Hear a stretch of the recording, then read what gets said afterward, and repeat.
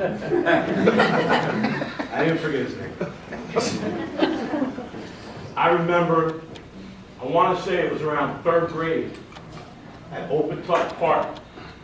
You walked up for your first training session with the varsity basketball coach at Freehold Township High School and travel basketball with your little goggles on. I remember You walked up with this swagger as a 3rd grader with Niles and MJ, MJ. like your poop didn't stink. And we worked 3rd grade, and we were 4th grade, and 5th grade, and 6th grade, and 7th grade, and 8th grade. And I knew you were coming. I said to Coach, I'm like, he can play a little. He's gonna challenge us a little. Woo! Dude, you have come so far. Forget basketball. From that little guy in 4th grade, who all you wanted to do was make fun of the other kids on the court with you and yell at Niles. You and Niles going back and forth all the time. You have this move, so he has to have this move. You're like, Zach, which one better? Zach's like, leave me out of this. And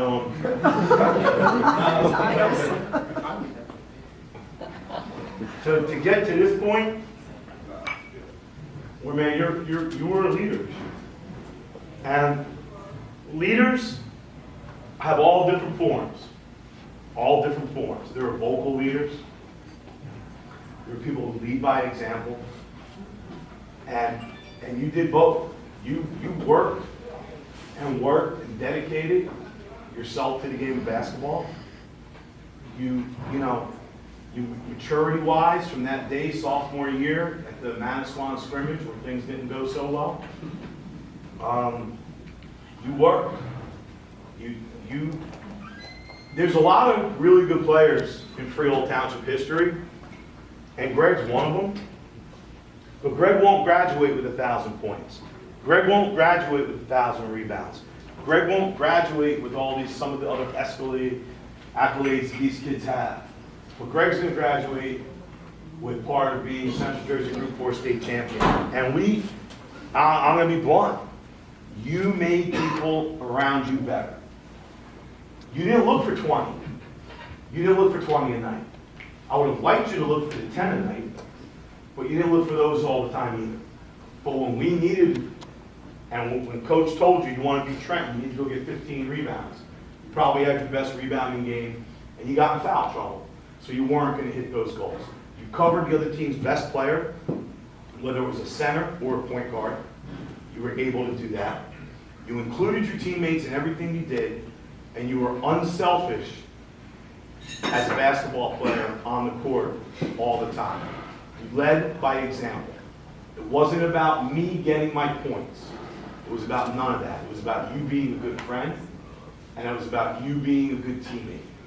And you have grown the most as a person and that's partly because where you started wasn't always the best.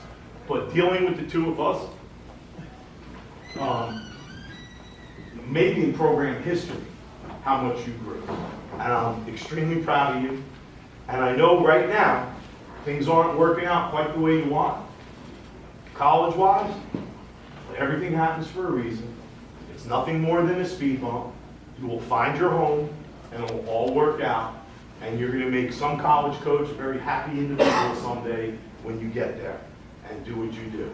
Because, again, when college coaches ask me what your best trait is, I say your basketball IQ and desire to win and the ability to be a good teammate.